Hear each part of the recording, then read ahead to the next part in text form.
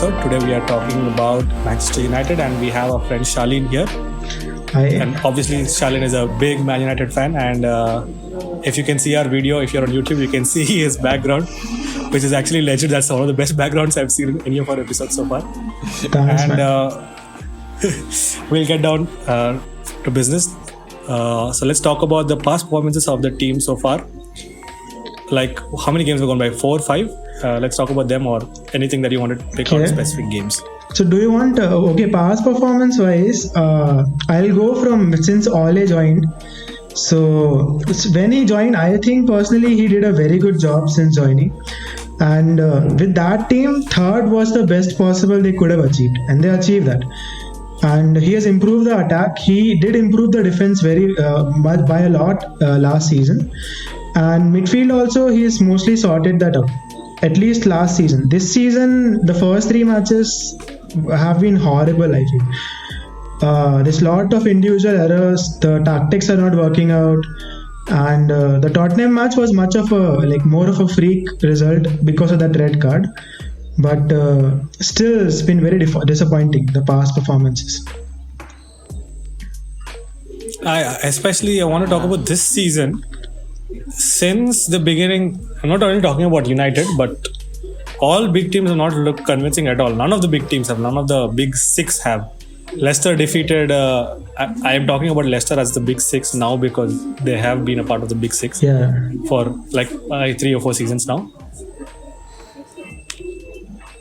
They have been a part of the big 6 for a while now, but the problem is none of them have looked convincing. Leicester bet City and then they crashed to West Ham. So it doesn't look like it's an isolated incident of only United being bad at this moment. But considering the level at which United are playing and what you expect from the team and from all their loyal fans all over the world, it does look very, very bad, especially that Brighton game. I want to talk about the Brighton game because if it were not for that 100th minute penalty, it looked like all hope was lost. And for a better part of the game, it looked like Brighton were in control. Would you like to say something, not only about the Brighton game, but about the way they've been playing? So I think a big fault for this is actually going to go to the board.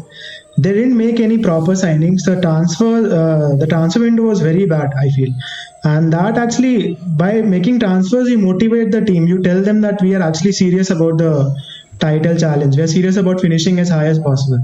But because the board is not signing players properly, so that kind of gives a negative impact on the players also. So I think that can be a part. Secondly, as you said, the big teams are also struggling nowadays. So I think that's mainly due to the fact that there's a lot of money coming in for other clubs also. Like in other leagues, most of the money is with the big teams. In EPL, in the Premier League, it's with other clubs also. So Leicester City have made a lot of they are very strong. Everton made a lot of signings with Rodriguez and Allen. They are becoming very good. So I think because of that, the level of Premier League has increased, and Man United have not stepped up according to that. And exactly. So that brings us very nicely to talk about the new signings or the lack thereof. What do you think has happened? Like you said, there's a problem with the board, quite obviously. But other than that, let's talk about the new signings first, and we can talk about the board later on. Do you want to know about the signings like individually? Like, what is my opinion on the signings? Yeah, like in brief.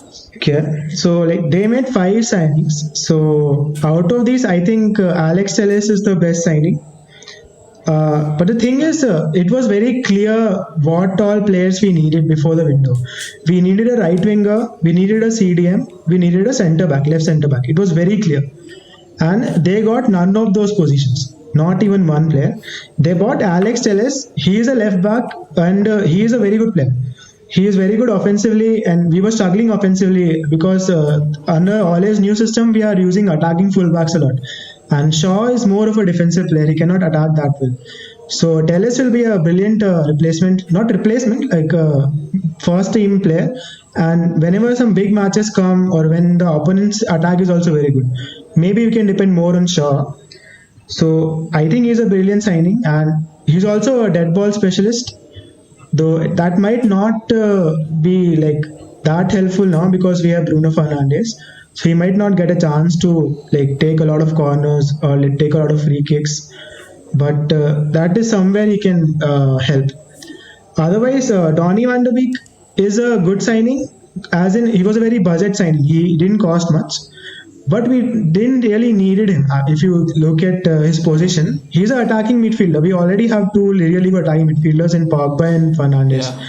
So I feel rather than signing Donny van de Beek, they should have gone for Thomas Partey because he was available for like only 50 million, which is pretty cheap for him, I feel. And it was a release clause. There was no negotiation. You pay 50 million, you get him. But for some reason, was he? But was he on the list for United in the first place? Because the only teams that I've heard him linked with, like the only team was Arsenal. See, he was on the list for United, I think last season at least. And we have been talking about, if you listen to like different other podcasts also, you will see that at least Man U fans wanted someone like Thomas Partey. He was on the list of the fans at least, and he should have been on the list of Man U. Like I don't know if it actually was on the list, but a CDM should have been on a list for Man U, even if not Partey, someone else, because we really need a CDM. Matic is getting old now. He cannot play every single match. McTominay, I feel, is not really a starter. He has not improved that much that he can start every match. He's more of a sub player, rotation player. So Yeah, the other thing was, go on, Jit. I have a question. Like, what's your view on the Jadon Sancho saga? Like, it's been going on for endless. I think we'll get- as a fan. What is your like? It's been a big rumor going on like since past year. We'll get there during the off script. I think off script is going to be a lot of fun, especially for United. There's a lot to talk about. We're talking about Donny van de Beek now. Yeah. So Donny van de Beek, like I was actually hoping, because Koeman, when he came into Barcelona, he was like, Dutch revolution, get every Dutch player you can on planet Earth into Barcelona. So Van de Beek was linked heavily with Barcelona, and he ended up going to United. And at that time, it looked weird because you already have brilliant, like world-class attacking midfielders in Fernandes and Pogba. But if you also wanted someone who can take penalties, you already had Bruno Fernandes. I don't know why they bought him, but it eventually became clear that Donny van de Beek was not going to be like an automatic starter. He was going to be like a replacement kind of thing, because they needed players, because they're also in Europe this season. They're going to have to play a lot of games. So I think that was the reason behind getting Donny van de Beek in, because Van de Beek, despite not making it consistently as a starter, he definitely is like starter quality. And in case someone gets injured or you need to rest some of your big players, Van de Beek will fit in very well. So I think that was the reason behind Van de Beek. If you notice last season also, Fernandes was very burnt out by the end of the season. Even against Sevilla, he was not that good. He looked like a very tired player. So we didn't have a proper replacement for him. Like Pogba has to play every match, Fernandes has to play every match. So they really got burned out. So that way he's a good signing, but he provides depth to the squad. And I think it's more important to first have a complete squad which is really good. Then you can add depth to it rather than going for depth already. We have depth in midfield now, but our defensive line doesn't have quality depth in it, I would say. Maguire is not really doing well now. I think it's mostly because of the incident which happened. Mentally, I feel there's a lot of instability. And so they should have added depth to the forward line or the defense. Not really needed in the midfield. We already have Fred, we already have McTominay, we even have Jesse Lingard. He might not have done well last season, but you don't know. Seasons changes, he might do well this season. And so I think Edinson Cavani, if most people are seeing him as a replacement or as a regular starter, maybe he's not a good choice, but as a backup striker, I think they bought him for Ighalo, who will be going soon only. So as a backup striker, he's the best possible option you can get from this window. So if you think Cavani is like the backup striker, who do you think will be like the starter, like the first choice striker? Martial is the starter, first line forward, I feel. Yeah, but the problem, like from a neutral's point of view, it always looks like the main problems that United face are in the finishing. It's not that they have difficulty in getting the ball up. They regularly make plays into the final third very well, and their passing also has been pretty good, like before this season. But their finishing is always what lacked the quality, if I could say so, of like a world class or maybe like a Champions League kind of a team. Like they are able to get the ball in, but there is nobody to finish, and you could see that very clearly because Greenwood is a brilliant player, Rashford is a brilliant player, and despite them doing all the hard work, there is nobody to finish. So even if they are doing their best, it doesn't look like they are like it's reflecting on the score sheet. So do you think Cavani can start over Martial, or was he just a signing to say that yeah, we got a player? So I do agree with you on this. We are lacking the quality in the final third. We are not finishing the chances. And last season also many games were there in which we lost or which we drew because they didn't finish properly. But I think it's actually that is a job of the manager also to improve the players. This has been a problem for Martial and Rashford for quite some time now. Greenwood is, I think, not has a very good finishing, but it has been a problem for Rashford and Martial for quite some time. So I think it should have been Ole's job to improve that. He's supposed to improve all these players. So I think it will come to Martial eventually, and we have to build for the future. We cannot expect to compete for the Champions League or even the Premier League immediately. We have come down. We have to accept the reality. We cannot have too much pride also that we are Man United will win title every season. Because if you look at the reality, we are not there right now. We are not at that level right now to win a title or win the Champions League.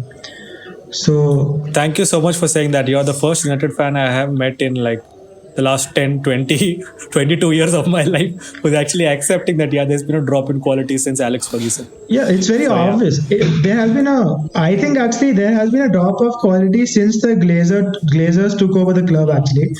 They have not been making smart signings, and Sir Alex was a manager at a different level.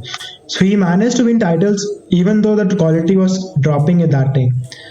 And since then it has been dropping, and it has been dropping for many years, I think. So I think the person they got in the first place to replace Alex Ferguson in the beginning itself was wrong, and they kept getting managers who are not of proven quality to handle a team as big as United, in my opinion. David Moyes was not there. You got Jose Mourinho, but he has a reputation of splitting up the dressing room, and it showed very evidently on the field. Pogba was unhappy. 3/4 of the dressing room was unhappy. So, yeah, like you said, like the board could be to blame for most of it, but we'll talk about it in the off script. So, any other new signings, or even relatively new signings like Bruno Fernandes? Yeah, Talk about. No, there are two more signings. They signed Pellistri and Traore. So Oh yeah, sorry. I personally Traore doesn't start till January. next, But they have signed him, like only medical is left. So I think those were more of a panic buy actually. They wanted to make the fans happy that we have signed the right winger after the Jadon Sancho thing. So I think those are more of a panic buy. Like I don't think these are the best options available even if you go for youngsters. And I think Pellistri, I really don't have much of an idea about him. Like I never heard of him before also. So I cannot say much about him. Like whatever I've seen, like in YouTube or in highlights, he is a good dribbler and all, but I am not really convinced with him. He might even what I saw, like he's more of a right midfielder than a right winger. At least, and he's playing in a very small league. I don't know where he came from, but it is too much of a step up to suddenly play in the Premier League. So I think they should just loan him out for like a year or two, and then maybe possibly he can do well. Traore, I think, is actually might become a good player, but once again, he has not really played a lot.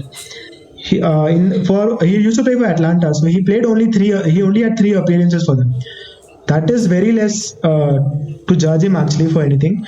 But maybe he at least he has played in a bigger league, so he might turn out to be a good player. But I think these are definitely not immediate replacements at the right wing.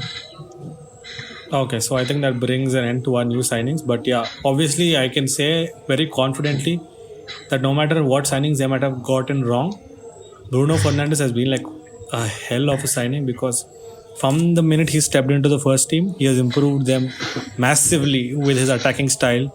And I don't think he's ever missed a penalty when he's played in the first team, like at the highest level. So I think it's 100% record. So that is good. So yeah, things are definitely looking up. But like you said, none of us expect United to be like immediate challengers for any of the trophies, but they're definitely on the path to improving. Let's talk about any exits that the club has seen which might have affected the way they play. Exit wise, Chris Smalling left, so I don't think that will affect the play. But I think he was a decent defender. Like he could have done a good job. Maybe as a rotation player. Sorry. Maybe as a rotation player, he could have done a good job. But I think it's fair that he was allowed to leave. He was doing a brilliant job at Roma. Other than that, Sanchez was allowed to go to Inter. That allowed us a lot of wages. It freed up a lot of wages. So I think that was a good thing. Then Pereira was sent on loan to Lazio. So that also I think is a good thing because I don't think he will get a lot of chances at Man U right now. Even Lingard, I feel they should have either sold him or sent him out on loan. Because even him, I don't think he has much of a chance to play this season. Angel Gomez, they sold him to Lille, I think. And I think Angel Gomez was actually like capable of playing as good as maybe even Rashford or Greenwood. But they didn't manage him as properly, I think. Maybe Ole should have done a better job in integrating him in the squad. And Diego Dalot went on loan to AC Milan. So once again, a good move for him. AC Milan is a very good club. And Tai Chong went to Werder Bremen. I think that is also a good move for him. They could have introduced him, I feel, but even a loan is not a bad thing. I agree. Okay, that brings us to the tactics that United are using right now, or they're favoring right now, despite them repeatedly changing up. So please tell us about their tactics. Shan. Yeah, so formation wise, when Ole initially came, he used to switch formations a lot. But since then, he has decided on one formation, so that is 4-2-3-1. So he normally goes for Lindelof and Maguire as centre back, and Shaw is the left back, and Aaron Wan-Bissaka is the right back. Then in the midfield, Pogba has been playing as a deep lying playmaker. So he's not playing in the position he's naturally good at. But he has done a decent job, I feel. And then Fernandes obviously is the attacking midfielder. And Matic normally plays as a CDM. And I think he's a brilliant player, but he's getting old. So he doesn't have the legs to play every single match. Then forwards, we have a very good forward line, Martial, Rashford and Greenwood. So 4-2-3-1, I think it has worked for us. So defense-wise, I feel Maguire has been very inconsistent. Last season he was somewhat inconsistent. This season he has been horrible. Even Lindelof has not done a good job. If you look at just this season, and maybe Wan-Bissaka also in the last 3-4 matches he has not done a good job. But I think Man U will become better eventually. Like this happens almost every season. There will be a run of games in which we'll play very bad, then we'll once again pick it up. So it is unfortunate it happened like in the start of the season, but I think they'll pick it up. And midfield wise, we don't really have a CDM. If we would have bought a CDM this season, maybe Pogba would have been allowed to play in a much better position. And Bruno Fernandes obviously is amazing. His passing ability is amazing. Even Pogba's passing range is amazing. Even from those deep positions, he can make some amazing passes to the front, many amazing long passes. And Bruno Fernandes obviously has been an amazing playmaker. And what they've done in the front line is, first of all, they're all very fast. So on counter attacks, they can really exploit those spaces which the defense gives them. And they actually interchange a lot. So Martial is the striker, but sometimes he'll interchange with Rashford. Sometimes Greenwood will come in for Fernandes, or Greenwood will come in for Martial. So that gives a lot of unpredictability to the attack. And I think that's why our attacking starts have increased, like almost doubled since Ole has taken over. And even Fernandes has really improved our attacking stats. Yeah, so other than that, since we're already that was actually a very good way to break down the tactics, and you explained everything very well. So I think there's nothing more for me to add there or cross question you or add any other questions. So we'll move on to the possible XI. But in that, I would first want to ask, Wan Bissaka is primarily good, what should I say, in defense. Yeah. He is a very good right back defensively primarily, more than I would say that about his attacking capabilities. But since Ole is using them as attacking fullbacks, it's like you're not utilizing him to his full potential because you're not playing him the right way in his right position. So do you think it's affecting the way he plays, and in the long term it's affecting his career because he's being played out of position, and that makes him look bad despite him not being bad at all? So see, personally, since he has joined, when he joined, he was a pakka defender. He didn't used to attack that much. Since then, since he has come to United, he's actually improved his game, his attacking game, and he used to be a winger actually. So he has some, as if you look at the attacking intelligence, if you can say, so that he has. So I think he can actually do very well as attacking fullback, and his numbers have improved consistently since he has joined. So I think he has changed his game, and I think he has improved only. You cannot judge him based on the last 3 performances. He has been bad in the last 3 performances, but before that he was playing really well, I feel. Yeah, not only with the last 3, but in the last season also, especially at the end of last season when they were slowly picking up, he was attacking pretty well, like not on par with maybe other right backs or like proper full-fledged attacking right backs, but he was attacking. But that also led to lapses in defense from his side, especially because people are looking to exploit it. Because despite him being fast and him primarily being a defensive right back, when he was going forward, there was nobody to cover for him on the right side, and that was being exploited a lot. So, I think that is affecting his reputation as a right back adversely, and maybe they might have to make new signings or adjustments to the way they play to accommodate to block that right side, because people are exploiting it left, right, and center. See, so I don't think you're correct in that. But suppose if we believe also that maybe he's because of his added attacking responsibilities, his defense might have become worse. Maybe. I don't feel that. But now they've signed Alex Telles, right? So Alex Telles is supposed to attack. He is an attacking fullback. So if Alex Telles will attack, then Wan Bissaka will naturally have to defend more. He won't be attacking as much. So I think that issue is actually fixed now that we have signed Alex Telles. Before, I was not saying that his defense has become worse. I'm just saying that because he's up, because he's attacking, they are exploiting that space. Because he's not there when he's attacking. But then normally when they attack, the attacking fullback attacks. Normally the CDM drops back and joins the back 3, be it Matic or McTominay. So it's their job, it's the back 3's job. Many teams play this way. Many teams, when they attack, they have a back 3. So they all have spaces on the right and on the left. But that's the problem. The defense itself is bad, and whoever is supposed to be the CDM is not dropping back well enough, and that's like it looks ridiculous. Especially the last game that United played. Maguire was tackling his own teammates, and it was like super weird.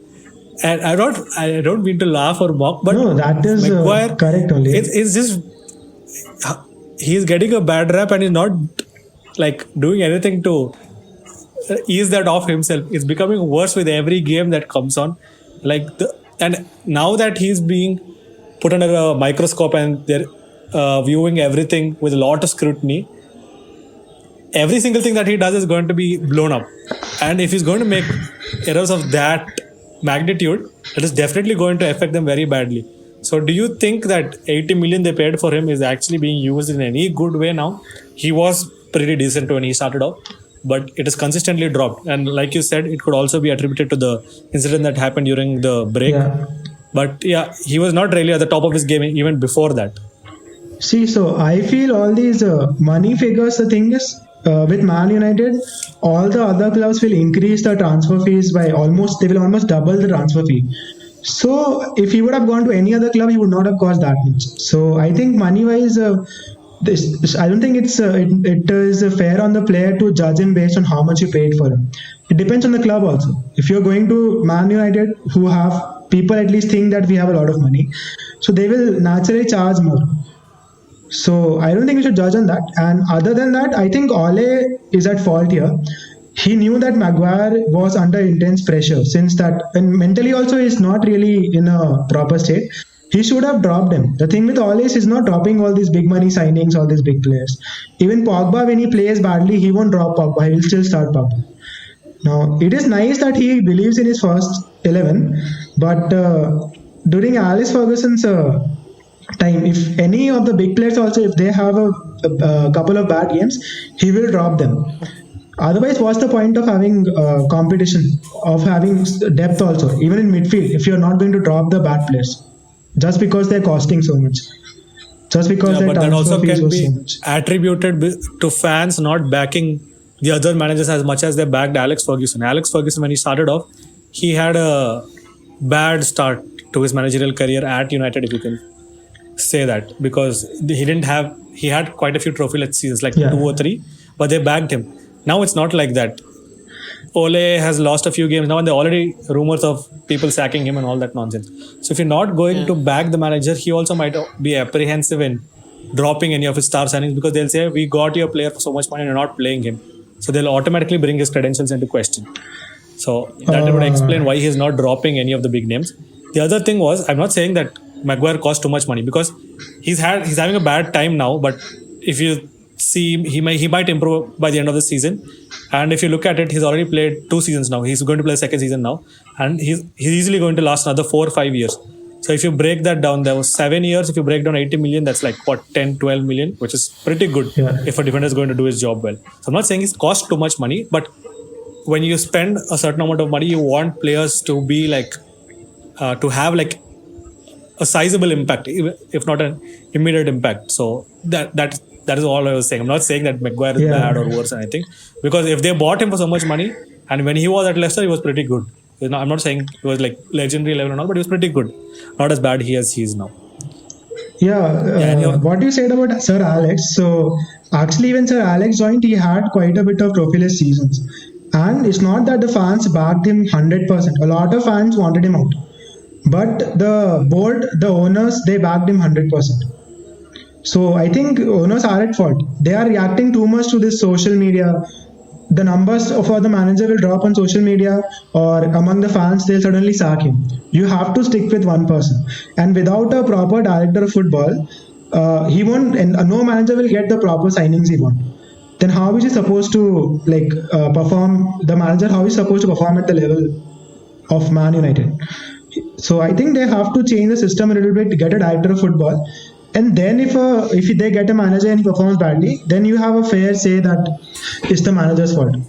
Right now, it's not all the manager's fault. I think Ole did a very good job in his last season. Yeah, so I think we can talk about all of this in the off script. We are straying off too much from the topic. Let's talk about your XI, your 11, and then we'll move on to the off script because it's very interesting. Yeah, so I'm going to go for a 4-2-3-1. And based on the recent press conference, Maguire is probably not going to play. He picked up a knock before the red card he got in the England match. So I'm going for a partnership of Victor Lindelof and Eric Bailly in defense. And left back, I think Telles won't start now. So Luke Shaw, maybe he'll be introduced slowly, so maybe he can come as a substitute. On the right back, Aaron Wan-Bissaka. Then in the centre mid positions, Paul Pogba, Bruno Fernandes are sure starters. I personally feel they should drop Paul Pogba, but I don't think he'll do that. And I think Matic should start, but we might see Van der Beek also. Possible, but I think mostly Matic should start. And on the right wing is a little unsure because I think Anthony Martial is out for 3 games and Cavani cannot play. So for forward, I'll go for Greenwood, and left wing is Rashford. So for right wing, that leaves either Mata or James. So I'm going for Juan Mata, but James might also start. So yeah, okay, so that finishes his 11, and that will most likely how they're going to play also. Yeah. So let's move off to our ops script, and we were talking about how they're not backing the manager enough and the Glazers reacting too much to that. I'll try to explain it as much as possible because I've done quite a bit of research on this. So United as of now are on the stock market. They're like a public company now. They're like an entity on the stock market now. So people can buy shares, etc., etc. So when they have a bad performance, the shares drop. So the value of the company, of the holding, drops. So since the Glazers went public with the club, they are being forced to make knee-jerk reaction. Despite them having majority of the stake and a controlling stake in the club, there are other investors in the club. So if you have a bad performance, your shares drop, your prices drop. So your should I say the company's value drops. So nobody wants that, especially when you've gone public and the whole thing about football being now viewed as a business. Because of that, everybody would want to have good results. But the Glazers, especially, like he said, they are managing them very, very badly, to say the least. And so I was talking about the stocks and all that. So in case they back the same manager and the same string of bad results continue, the thing is it will reflect on their share value in the stock market. So none of them want that. That is why I think they are forced to do those knee-jerk removals and appointments and etc., signings to save their face and all of that. Because your image on social media, most of the investors, as far as I know how the stock market works, that is mostly through movies and the newspaper, they don't really follow football that much. They think of this as a business and they invest into that. So if they see the stock dropping, people start selling off shares, that will cause a further decline in your value and all of that nonsense. So none of them want to take risks with that. And I think that's why when there's a social media thing that something is going wrong, or in the newspaper say something is going wrong, they immediately try to fix it because it will reflect badly on their stocks. So I think that would explain why they have to keep making things look good for everyone else, because that affects their stock value. And that brings me very nicely to his topic of not having a director of football. Every big club now, you see the reason behind the success is because of having good and reliable sporting directors, because they are responsible for all activities that the manager can't handle on his own. Now, football has grown to such an extent that a single manager cannot do everything. He can't do recruitments, transfers, appointments of other backroom staff, all of that. So they have different positions for that. And at United, they don't have a concrete position for that. And who is this? Ed Woodward or someone handles that? Yeah. And he is a businessman. And as far as businessmen are concerned, their only thing is making money. So for them, getting players, so basically this is like a Barca board kind of situation. You're spending a lot of money to get names who might not even fit your system, who might not do any good for your team, and in the long run actually harm, because they are taking a chunk out of your finances in wages and in the transfer budget, etc. But they are businessmen. They don't understand how football works, how teams are built, how managers work, the tactics and all that. All they know is this will look good, and this is what will sell merch, this is what will sell tickets, this is what will have more likes on social media, this is what we can market more. So till you get a proper footballing director or someone in charge of all your football activities, in addition to the manager who handles everything off the pitch for the club, it will continue in the same way. And Ed Woodward, you could see the horrible things that they have done, especially with the management of the Jadon Sancho situation. So Jitu, we are coming back to your question. Dortmund were very clear that by 10th of August, 120 million, or you're not going to get him. They laid down terms saying 120 million by August 10th, or Sancho is off the table. I don't know what he understood. Maybe because they spoke in German, he misunderstood them or something of that sort. They thought it was not serious. Right? They thought, from what I've seen by Athletic, I read an article in Athletic, and I will drop the link for that in the description. Yeah, they told like Man United thought Dortmund were not being serious, so they didn't actually believe it. But on the day, I think after the training or something, before that deadline day, I think after the training, I'm not sure who told, I think an official in Dortmund told he's staying for the rest of the season, at least for one more year. He's not leaving. Like they have him in their plans. So that's when United got into a hurry, and I think they made phone calls in between. On August 10th, apparently, I was watching a Tifo football video. They were saying that on August 10th, they tried contacting Dortmund, and they were like, what do you think? We were joking, which represents everything that is wrong, because your manager wants a player, your fans want the player too now. It's not only that the manager thinks he'll fit in the system. even the fans were hyped. So it's not that he was going to be bad for your marketing purposes or whatever. He was going to improve your team overall. I understand that 120 million is a lot of money to pay, especially when the markets are depressed due to the COVID situation. But when they have said that we're not budging, this is how much we want, and you're not willing to pay that, either you shut up or you go ahead and sign him. They did neither of those. They were still making noises and were not working actively on getting Sancho in. So I think that was a major problem, and that has caused a lot of negative, what should I say, publicity in the transfer market too. So any other player that tried to sign in the right wing role would have mostly been like, okay, I am not their first choice. I am not going to like. They're not going. I don't know. They're not going to trust me as much as they wanted. Like as much as they would have trusted Sancho if they would have got him.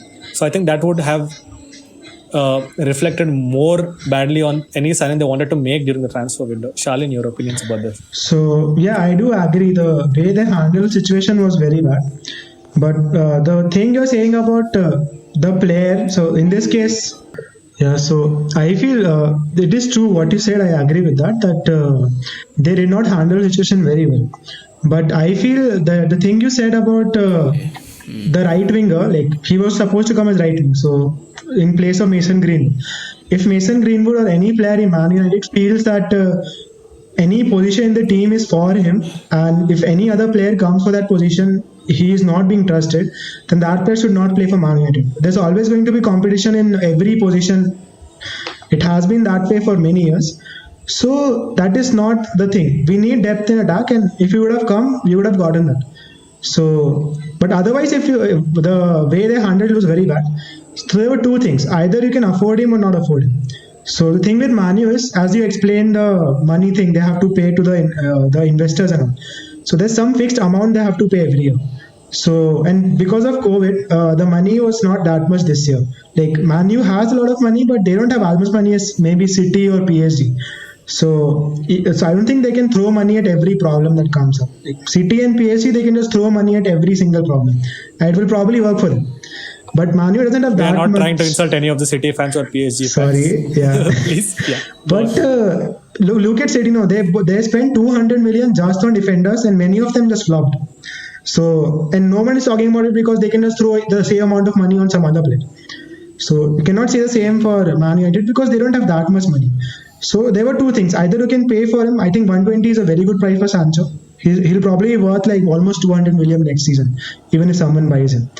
So, but if you cannot afford him, then move on. You should not. Man United should not be waiting for a player that they have to buy him. If you cannot buy him, or if he doesn't want to come, move on. Get some other player. There were many right wingers available. Could have gone for Adama Traore. Chiesa was available. He went to Juventus. He is a very good player. There should be a list, and if some player is not available, doesn't matter for how long we are chasing him, doesn't matter how much he cost. If he doesn't want to come to Man U or you're not able to get him, he wanted to come to Man U. Sancho wanted to come, but they cannot afford it. If you cannot afford it, just move on. Don't make such a saga out of it.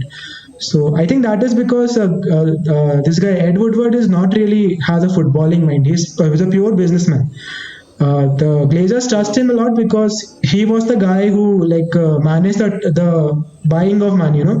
They bought Man U as the major shareholders, so he was the person who managed facilitated that.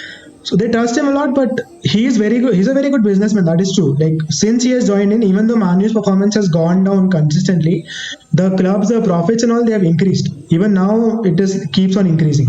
So he is a very good businessman, but he doesn't have a footballing mind.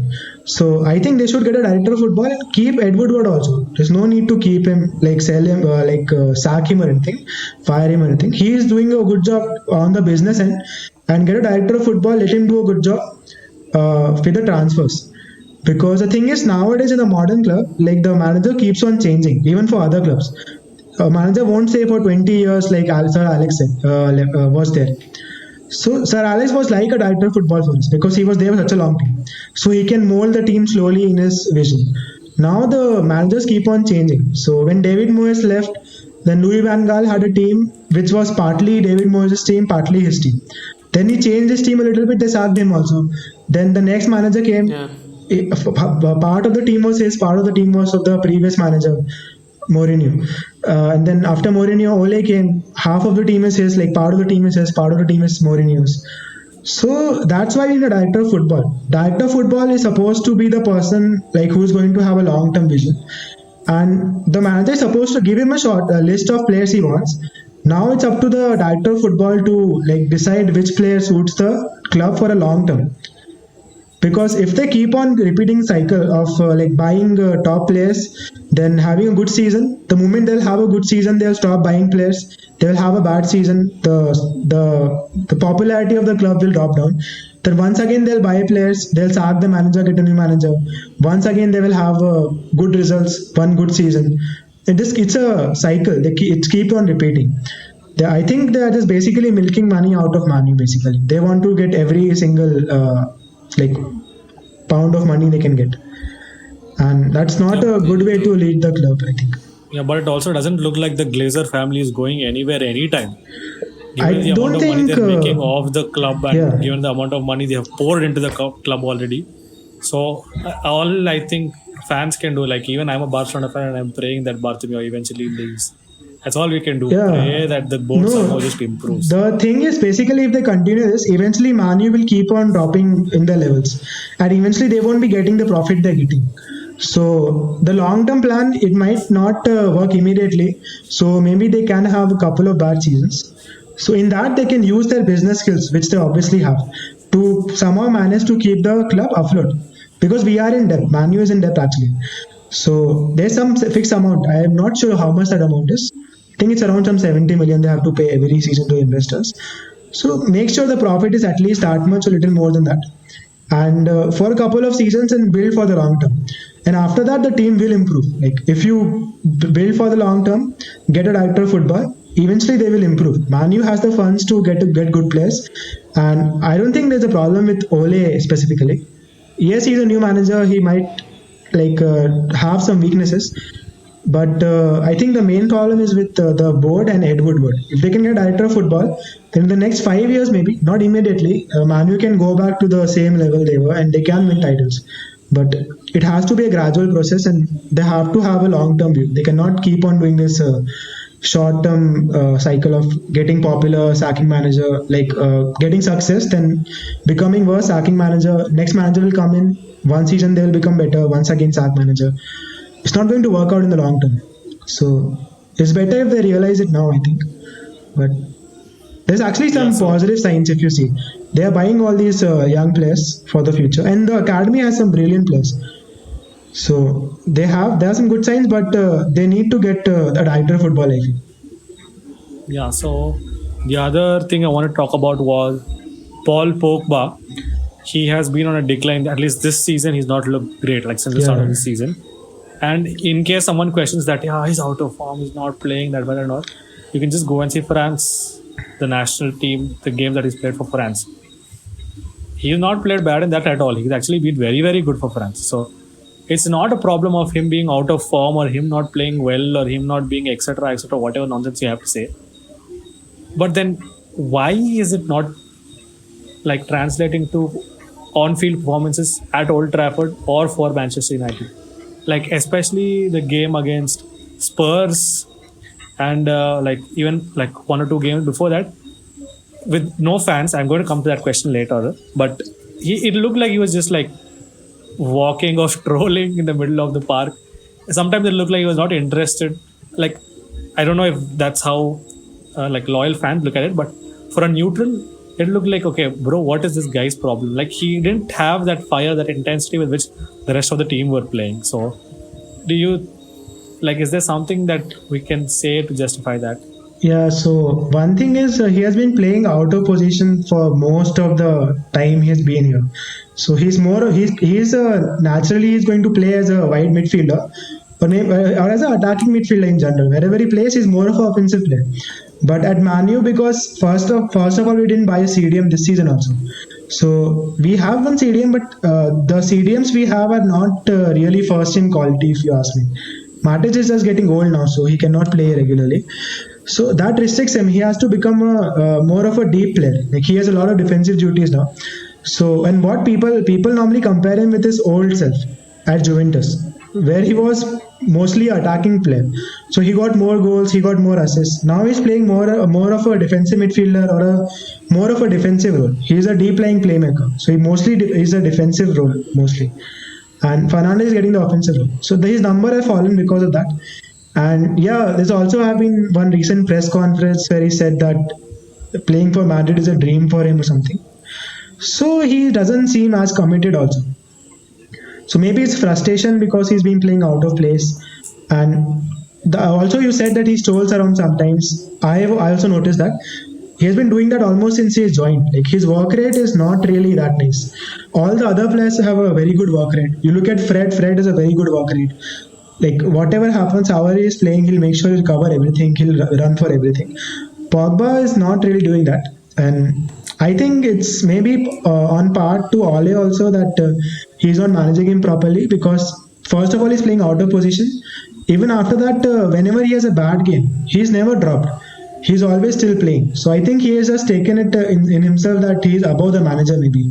So it doesn't matter how he plays, he's going to play anyways. So I think Ole has to man up here and start dropping players who are not playing.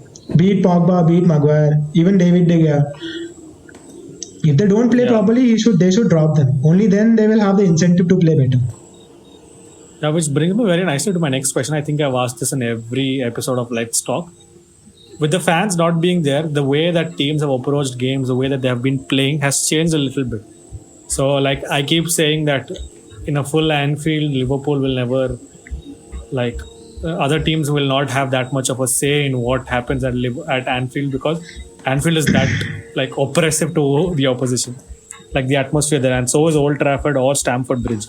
But recently, if you could see how Arsenal and Chelsea are playing, especially, they have become more and more defensive, just sitting in their half, and then if they're trying to run on the break and just get a goal or something like that. So teams have definitely, the way teams are approaching the games has definitely changed. And as I was talking about Pogba, if Old Trafford was full, never in my wildest dreams would I imagine him being that lazy. He would get booed off the field if he did that. Your opinions about that? Dude, so I think you're obviously correct that without the fans, especially Old Trafford, fans are really, really, really loud and they change the game a lot. And I think it's a big reason why the big teams are losing or drawing so much. Like this season, especially, they have such a mixed bag of results. The fans make a huge difference. And Pogba, obviously, he'll play a little better. But even when fans were there, he had a somewhat of a less work rate. He doesn't defend as much. He's more of a offensively minded player. So I don't think it will improve Pogba by an awful lot, but it will definitely improve him somewhat. And it will improve the rest of the team by a lot for any club. The fans are a huge difference. Today's match, suppose if you see Everton versus Liverpool, if the fans were there in Anfield, then this would have been a 4-2 win or maybe even a 5-2 win. Because in a big stadium, for a big team, when the fans are there, then they can make a huge difference. They can be the difference between winning and drawing or winning and losing. I completely agree. And that's not only the problem with English teams.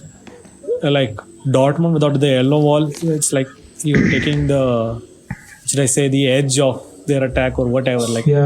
It's intimidating to see Dortmund games, home games on TV. Imagine being in the stadium and hearing so many people against you, and the yellow wall literally looks like a wall. The stadium is like that. Yeah. And so it's so intimidating, and with the fans not being there, it's so weird. So the Champions League finally planning to get fans back in slowly. I think we can go back to seeing football as it used to be. And I think that about it from my side. Anything you want to add, Shali? I think it won't be happening that soon. Even if fans are bought in, they will be bought in following social distancing.